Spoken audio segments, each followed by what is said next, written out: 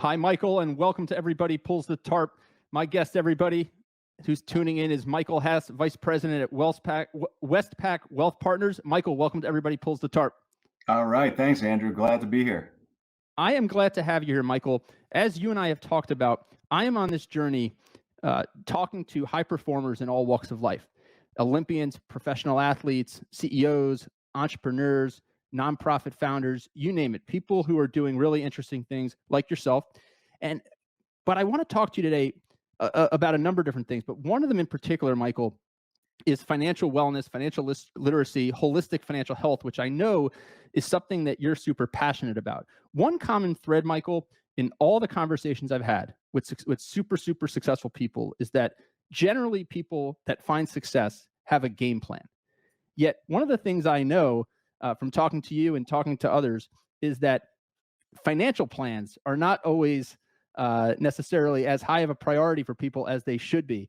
Why do people just necessarily put the financial planning and the financial wellness when they think about their life and lifestyle sometimes to the back burner?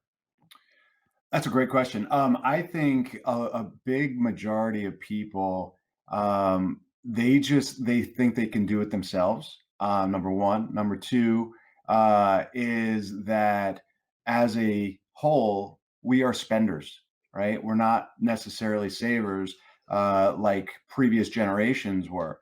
You go back maybe two generations, if not one, and they grew up in the Depression, and so any kind of debt was just completely off limits to them. Whereas nowadays, people have their credit cards, their debit cards, they just spend, and they don't create this plan or any kind of plan to protect them. They rely on trying to get investment returns, rates of return, which obviously you can't control, right? And so, from my experience, the best thing that you can do is save, right? Because saving you can control. You can control how much you save, right? And every day we come across spending decisions that we lose most of the time, right? Should I go get that Starbucks coffee? Okay, I'll get that. There goes $5, $7, whatever the Starbucks coffee costs, right? But if you just said to yourself, I don't need that coffee today, right? And it's a split second decision that's made subconsciously that we just now, there goes $7, right? We can make our coffee at home. We can not have a coffee, right? Or do it every other day, whatever it is. You're just saving something is better than spending it on something that you don't really need. Michael, it's so interesting there, and it seems to me like one of the things that we study a lot on this show is the kind of these micro habits, right? The fact that small decisions lead to big results, but it's not only small decisions can lead to good results and bad results. I think your example there about the Starbucks, the $5, $6, $7, when it compounds, and you think about how much you spend at Starbucks every month or every year, and all the purchases that's on an individual basis seem like they're not going to break the bank for you, Mhm. compound. I'm wondering, you're involved in so much, Michael. You're the co-founder of Got to Make Lemonade, which we'll talk about, a new ultra marathon runner, which I want to get into. But you've been in the financial services industry, the financial wellness, financial advisory business for 25 plus years now. You call yourself, this is interesting, you call yourself the quarterback to your client's personal economy. Talk Mhm. about why. I know you played college sports, but talk about how do you land at quarterback? That's yeah. So because I'm a sports guy, right? And sports analogies just make sense to me. And so if we go into that domain for a minute, right? If you think about, let's take the Tampa Bay Buccaneers, right? If they in the week leading up to the Super Bowl, in their practice time, the 2 weeks, right? In their practice time, if Tom Brady only met with his quarterbacks coach, and Ronald Jones and Leonard Fournette only met with the running back coach, and Mike Evans and Godwin and Gronk, and like they only met with their positions coach, and the offensive line only met with their position coach, and they went into the Super Bowl and they tried to play the game, the Chiefs would have blown them out, right? Because there would be no coordination whatsoever to a game plan. And that's how people take their financial lives. That's how they handle their financial lives, right? As we get into the workplace, right? We graduate from college, we start to make a little bit of money. We maybe find somebody to help us handle investments, and we pick up, a CPA, right? And those people are just probably referrals or a friend of a friend, or maybe one of your college buddies started at one of the wirehouses, right? And they're like, "Hey, man, I'm a stockbroker now, and I can help you. Give me your money that you're making, right?" And you start a 401k, and then you get married, and you get some insurance, and you have to have a will and a trust and all those things. But none of those people actually ever speak to each other, right? So now here you are, you've evolved as a person, as a family man, as a husband, as a father, mother, or wife, and you're getting all this disconnected advice that comes in a vacuum, right? Now these financial professionals, they're all most likely, hopefully, well intentioned and well schooled and all of that. But at the end of the day, that leaves it's like a financial junk drawer, right? You have all this information, and you know where it is, you just don't know how it gets together. And that's what I do as a wealth manager, is I become that quarterback, right? I put it all together. I'm at the line of scrimmage, surveying the defense, seeing where our opportunities are, seeing where our weaknesses are, and calling the best play possible under the circumstances, right? So once we get the lay of the land, right, we can know, do we audible to a run? Do we hit a pass, right? So that's where that all comes up with, and hopefully that resonates and makes sense to you. It does. I love the analogy. On this show, we're all about analogies. I tell people, that obviously this show is called Everybody Pulls the Tarp, but this show is not about baseball. Everybody Pulls the Tarp is really a mindset and a philosophy about that I have about how you should live your life, about how you should work. That there's no task beneath you, there's no task above you. Everybody needs to communicate, and everybody has responsibility to do what's most important, for their team, their community, and themselves in turn, right, in that given moment. In terms of quarterback of your client's personal economy, it sounds to me like what you're talking about there is really, everything comes down to communication. Talk about that for a minute. It seems like, I kept kind of hearing threads there that seemed like a lot of it boils down to communication. Yeah, for sure. I mean, when you think about an economy as a whole, whether it's the United States economy or Los Angeles County or whatever, little things that you do on one part of the economy, they have an effect on the other part, right? So going back to our Starbucks example, spending that money on Starbucks has an impact on our savings, right? And so we have to be able to communicate on a macro level here, right? If let's just take, for example, property and casualty insurance, okay? If your protection on your property and casualty insurance is out of line, meaning let's just say you're protecting too much. You have too much insurance, right? Which doesn't often happen or ever really, but the premiums that you're paying may not be in line, right? Or maybe your deductible is too low, so your premiums are high. Well, that helps the property and casualty insurance person, because the higher the premium is, then the more their commission they're making, right? And as we talked about earlier, hopefully they're well-intentioned people. Some of them are, some of them aren't, right? So maybe they sold you deductibles that are too low, so they make so there's a higher premium. That's something that we'll look at. And I don't do property and casualty insurance, but I want to look at that because I want to make sure that you're not just writing a check for something that is exorbitant, right? So it's similar, like with your tax returns, right? Most CPAs, I'm not a CPA, most CPAs though, they're compliance people.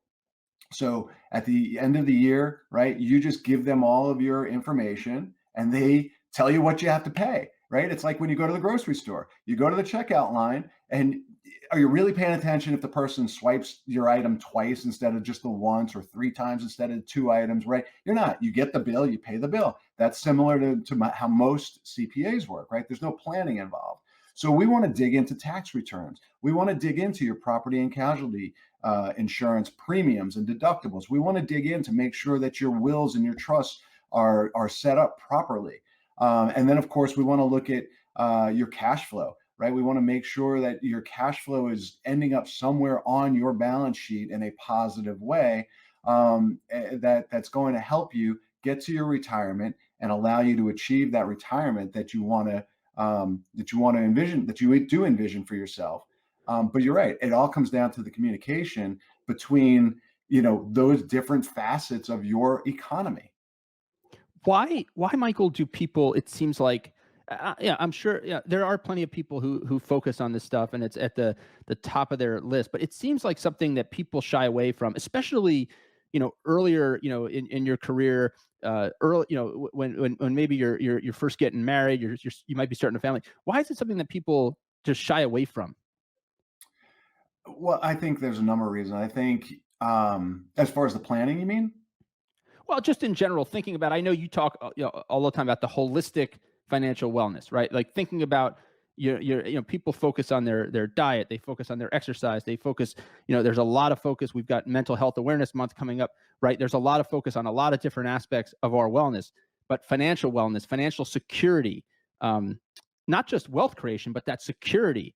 Mhm. It seems like it's not at the forefront of everybody's mind. Why do you think that is?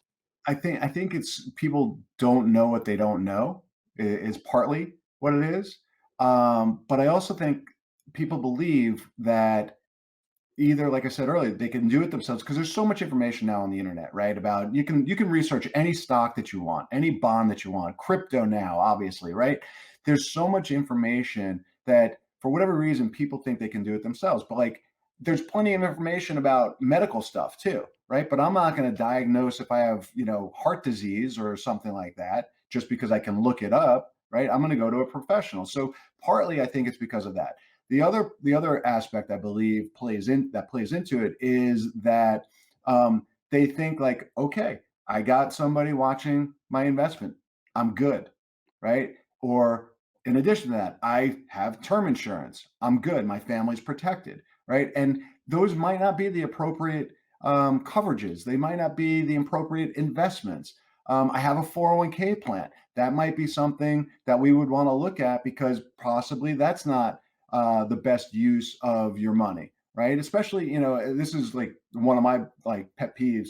Um, as far as young people when they first get into the workforce, and even for older as well, but definitely for younger people, when they get into the workforce, the first thing that HR tells them, or their parents tell them, or somebody in their firm tells them is the best way you can save for retirement is put money into your 401k, max out your 401k. Well, I'm 25 years old. I can't touch that money till I'm 59 and a half, right? It's completely illiquid now to me without a penalty in certain circumstances, right? So why am I going to do that? And by the way, um, I don't know what the tax situation is going to be at the time I'm Of retired that age. to take that money out. And furthermore, at 25 years old, I'm probably not at my maximum earning capacity. So that tax deduction that I'm getting, it may be a reverse tax bomb that I'm setting up because when I retire, I might be pulling my income out of my 401k plan at a higher rate, right? So those are things that philosophically I don't agree with traditional financial planning about. It's very interesting, and Michael, you and I have talked about this. I can see it as we look at it. You're passionate about this, and not only is this your profession, but this is somewhat personal for you. I know you've talked about, pretty publicly about, your wife's breast cancer diagnosis back in 2014, and how if you hadn't, done some things to put yourself in a well prepared position from a financial health standpoint and a planning perspective, that situation, could have turned out a lot differently. Talk about that for a minute, because I'd imagine when it becomes personal, it cements it for you. Oh yeah, for sure. So yeah, here we are chugging along. Um, this is 2014. We had both of our daughters were born. At the time, my older one was about 7, and my younger one was about 3.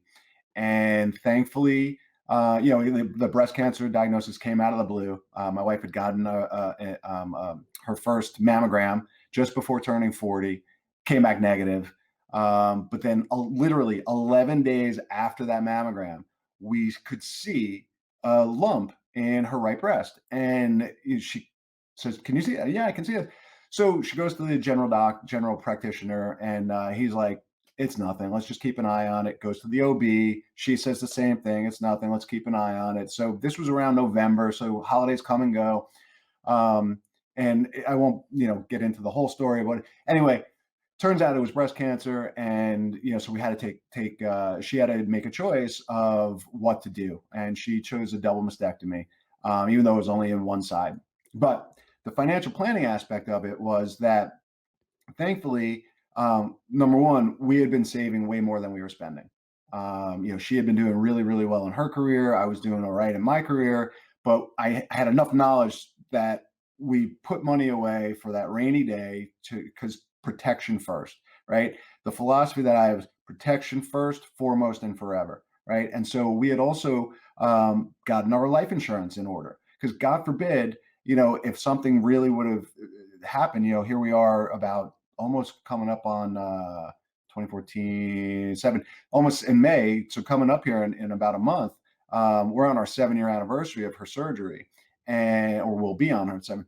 And so we had when we got together, she was about 27, I was 31, and we were just dating. But I had the wherewithal and the information to say, you know what, we are the healthiest we are going to be right now.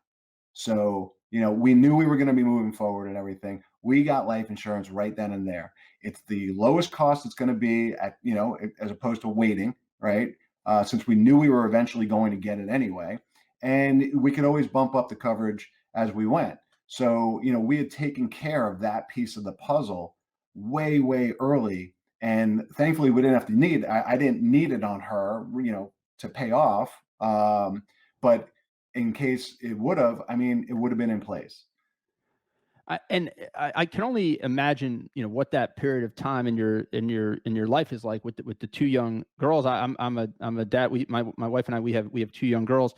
I can't possibly imagine, but I do know, from your story, maintaining a positive outlook and perspective through that. If you put the financial planning piece aside, which you had anchored down, but your ability to stay positive, your ability to take the perspective out of that situation, as the story goes, I want to hear you share it, but essentially, you looked at your wife at one point and said, no matter how difficult the situation is, we got to make lemonade, and that spawned a foundation now that you guys are doing fantastic work on. Talk about that for a minute, because that's pulling the tarp, right? That's what we talk about in the show. These little moments that you go outside the bounds of what's expected. Yeah, no, and I love your story as well. You shared with me, and you share on your podcast all the time. It's just something that what happened was, so my wife she was the host of Dancing with the Stars, and she was on Entertainment Tonight and a few different Hollywood gossip shows, and she made her announcement on Good Morning America that she had breast cancer, and we got such an outpouring of support from the public and people that we didn't know. Hang in there, you can get past this. All these like great positive messages. Ironically, there were some people that were just haters. Like, oh, it'll be easy for you. You have money, and whatever.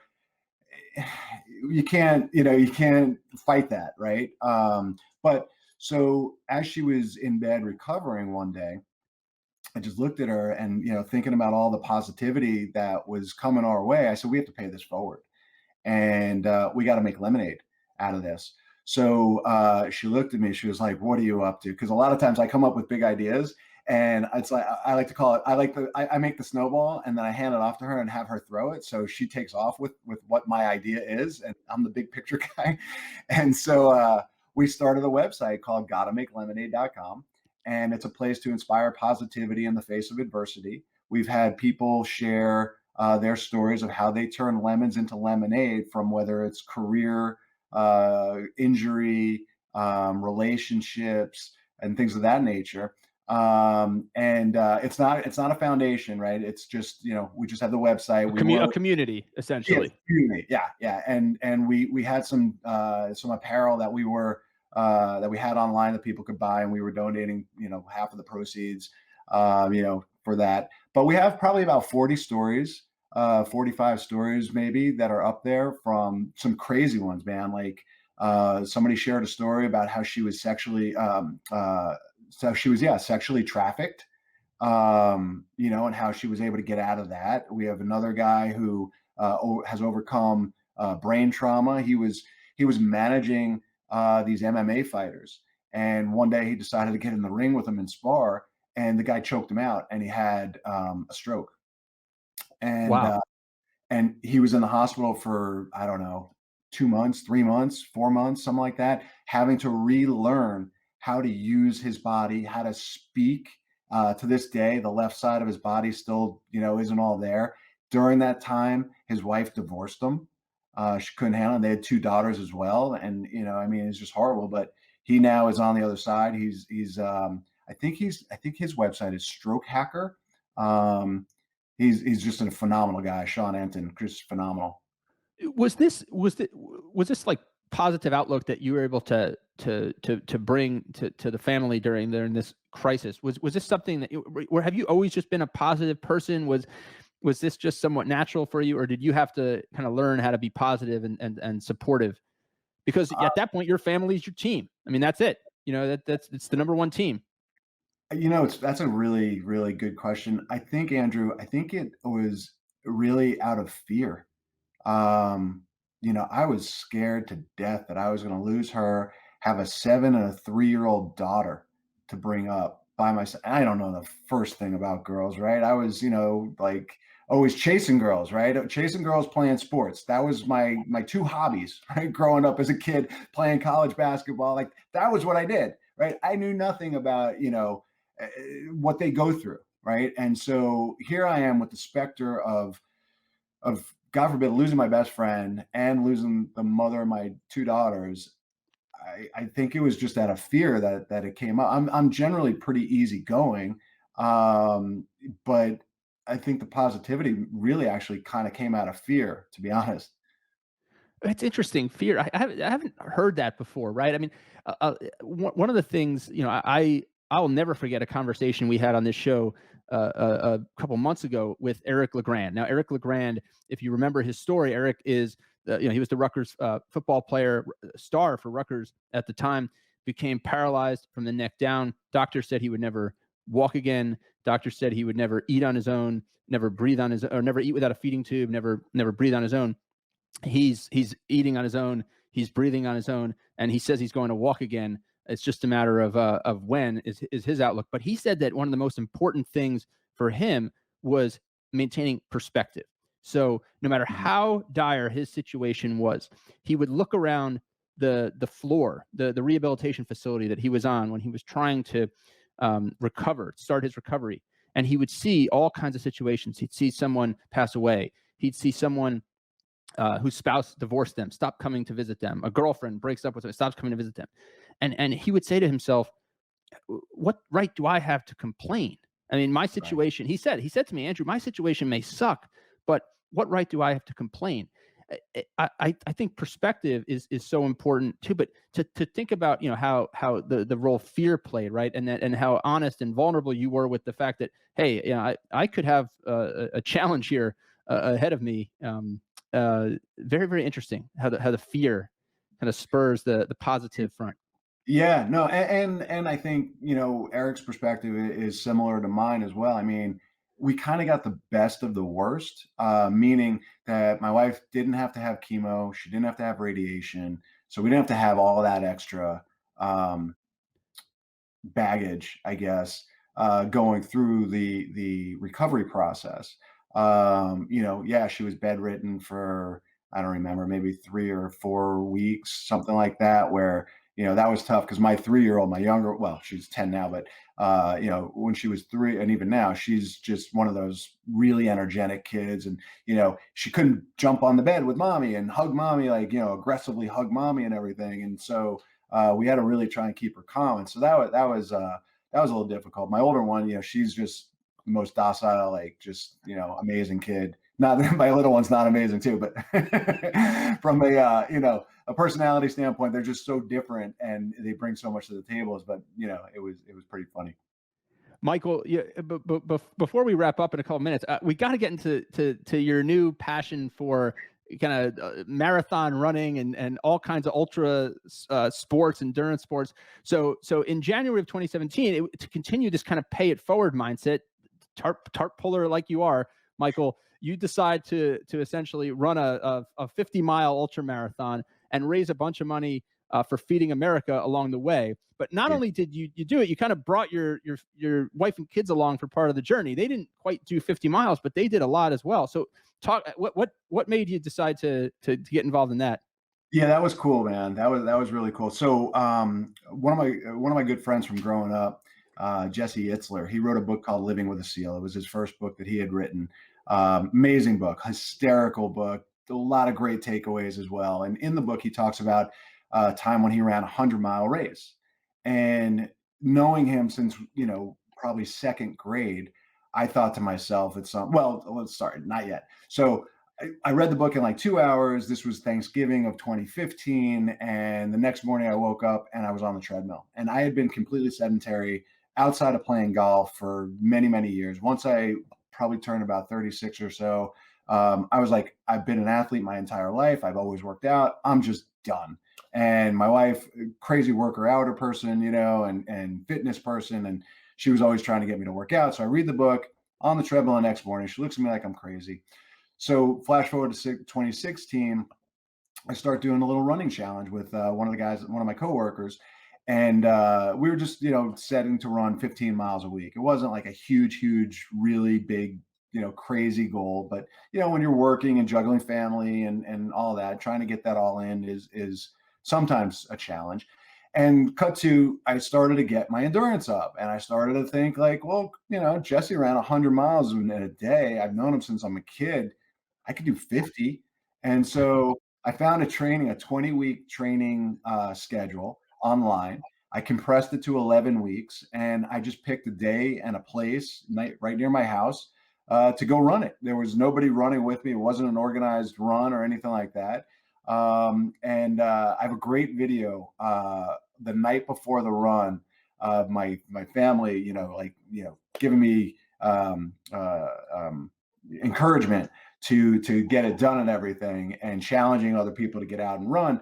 And it's on my Facebook, but it's cute. And so that day I did the 50 miles. It took me 10 hours, but over the course of the 10 hours, my daughters were only 5 and 8, and the 5-year-old did 8 miles, the 8-year-old did 9 miles, and my wife had done 18 miles. By the end of the day, she did 18 miles. And we raised $25,000 for Feeding America, and it was just really, really cool, man. It was obviously super difficult, but it was cool. I am amazed, right? I mean, but let's just talk about the simple math there, right? I mean, it's like, hey, my childhood friend runs 100 miles. I could do half. I got to. I mean, you're so goal oriented, Michael. But I love the simple math there. That is. One thing I left out that I didn't know at the time was that Jesse had already run 17 New York City marathons, and the longest I had ever run prior to the training was like 6 miles, maybe. And so I didn't know that. Had I known that, I might not have tried it. But Well, what's interesting, right? I mean, it's and again, this is why I wanted to dig into your life and career a little bit more, Michael. Like we have the last 30 minutes, because you're so goal oriented. You set these ambitious goals for yourself, and then you kind of influence others with that energy and positivity, which is so cool. But I would imagine, just thinking about your kids, right? They're 5 and 8 at the time. I mean, how cool is it to see their parents set a really lofty goal, and then have their parent kind of set a lofty goal for them, so that at an early age you kind of ingrain in them that anything is really possible. Very, very cool. that's the hope, right? During the training is when I felt like it probably, really impacted them the most, because the weekend training runs were brutal. There was the way they had me do it was, or what I found was the long runs were both Saturday and Sunday. And so I'd get up, Saturday morning, 7, 6:30, whatever, and I'd go out for 3 hours and run. And I'd come back, they'd still be on the couch watching their cartoons or whatever, and I would give them a bunch of crap. You guys are lazy. What are you doing? I'm out here. I'm an old man, and I'm running and getting my exercise and everything. And then yeah, we talked all about that. Set goals that are just ridiculously difficult to do. Work your butt off and don't give up. And if you come up short, if you can look yourself in the mirror knowing that you've given everything possible to achieve that crazy goal that you set, even if you come up short, that's okay. Michael, we're going to end right there. That is advice that we can all take to inspire us to pull the tarp a little bit more today, tomorrow, and into the future. Michael, this has been so much fun. I hope we do this again sometime. Thanks so much for spending a little bit of time with Everybody Pulls the Tarp this week. Thank you. Appreciate it. All right, take care.